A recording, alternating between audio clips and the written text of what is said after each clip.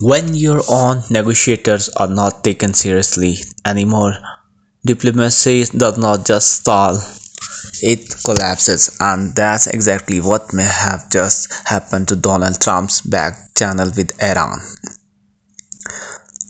Dear friends, today it has been 57 days since the war of Israel and America against Iran.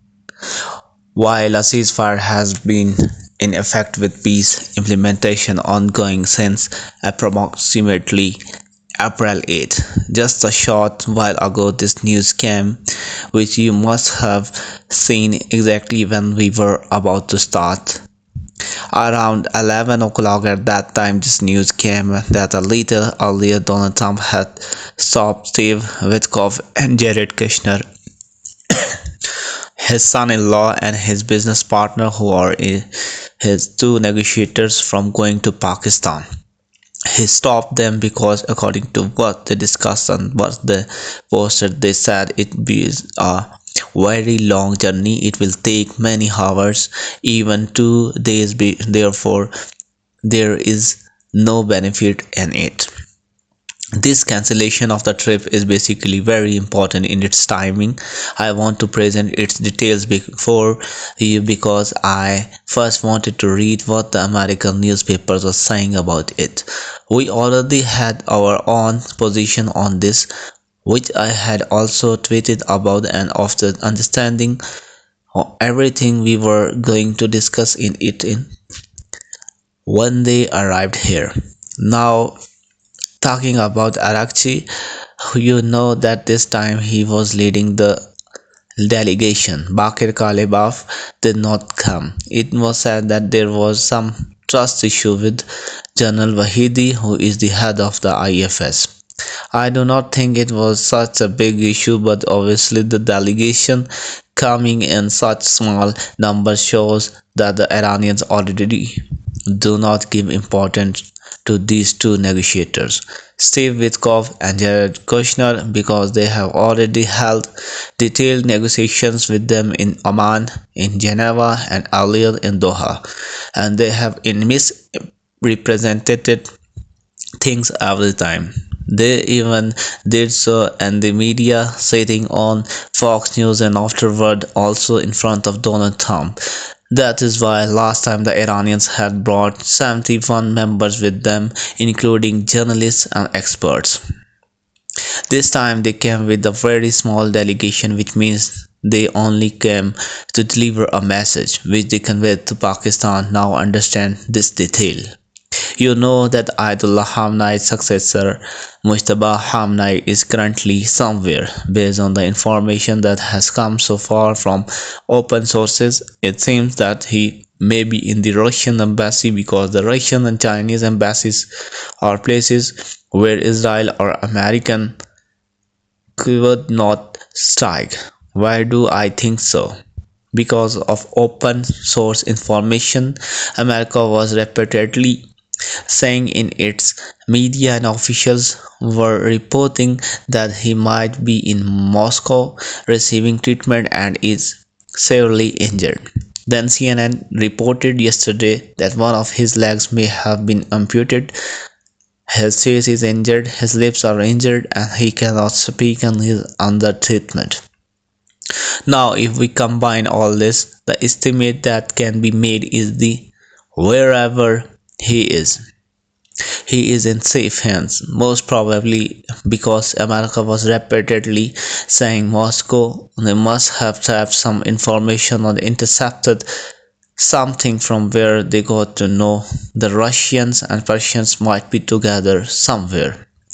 Perhaps they got some leak due to which they started saying he is in Moscow. Obviously, if you look at the travel, it is very difficult that in such a severely injured condition, which under surveillance Iranian leaders could be taken across the Caspian Sea and mountains, thousands of kilometers to Moscow. It is much easier that he was taken to the Russian embassy or a consulate and then stayed there, because those are places where America would not attack. So this is a big guesswork, and I have represented its reasoning. There is no inside report. Now, why am I telling you this? Because whatever last draft Donald Trump gave, after which the ceasefire was extended, a response to that had to come directly from Iran's highest leadership. Obviously, if a person is in hiding like this and does not want to appear so that he is not traced, then communication would be written, which takes time. Then the people with him would draft it, then get it approved among themselves and from top leadership, which also takes time. That has happened. It is a written draft of many pages, obviously a heavy draft because it contains four major demands in detail. When there is distrust, the drafts are always long. The timing is this: Iranians came with a short intervention during a three-country tour coming from Oman to Pakistan. They met army chief, the Prime Minister of Pakistan, and also the Foreign Minister, handed over the draft and details, and left for Russia, where they will discuss further matters. This is also from open sources. Now, when the draft has reached here, and the Iranian delegation has already refused to meet the American non-serious delegation, Steve Witkoff and Jared Kushner. Then what was the point of them coming? If only a draft has to be delivered, Pakistan has many ways to safely deliver it to America. Donald Trump tweeted about this and tried to take credit for cancelling it. He said, "I have just cancelled the trip of my representatives going to Islamabad,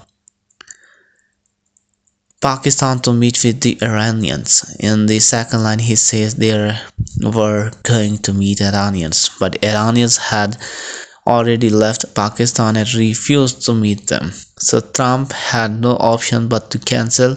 Then he said too much time would be wasted traveling, too much work, and also there is tremendous infighting among Iranians and confusion within their leadership. This is, he said, when he had already received the unified draft from their leadership. Then he said nobody knows who is in charge, including them, and also we have all the cards. He emphasized that Iran has some and none, and America has all the cards. Then in the last line he contradicted himself and said, if they want to talk and they have to do is call, my door is open. This shows his desperation that he wants talks, while Iranians refused to meet and went to Russia. Why do Iranians not trust these business personalities? The biggest proof is that during previous talks in Amman and Geneva, Iranians said they were ready to hand over enriched uranium to a third country as leverage, but Witkoff presented it in Western media as a threat that Iran could make many atomic bombs. After that, whatever little trust remained was gone, and Iranians refused to meet them again. Now, what does it Iran want? The draft is confidential, but from open sources two important points emerge. First, Iran wants guarantees, practical ones, and Russia guarantees America will not attack again. Second, Oman and Iran will jointly operate the Strait of Hormuz in the long term. Currently, the war is at a stalemate, and the ceasefire between America and Iran is likely to continue. The war has shifted from kinetic to economic front. America prefers this because escalation risk is economy, especially dependence on petrodollars. Iran has threatened to destroy Gulf oil export hubs if war resumes, which could severely damage global supply and the US economy. Iran will suffer economic losses due to blockade, losing oil exports and possibly wells, but it is managing by storing oil. Meanwhile, although Trump believes Iran will face heavy losses, Iran may gain strategic advantages over time while global pressure rises on the US and its allies due to oil prices.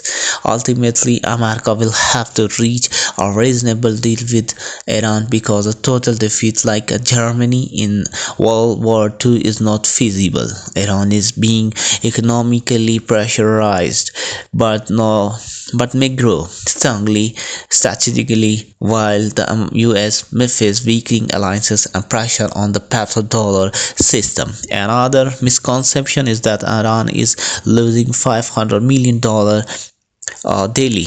Realistically, it is much lower. Iran is taking losses but can bear them, whereas for ordinary people in America and allied countries, it may be harder. Another point, when Donald Trump says nobody knows who is in charge in Iran, it becomes a confirmation statement, and the idea that Iran does not trust because Pakistan is also proven wrong. As Iranian delegation continue to visit Pakistan, negotiate and express positive relations. Stay connected for further informations and news.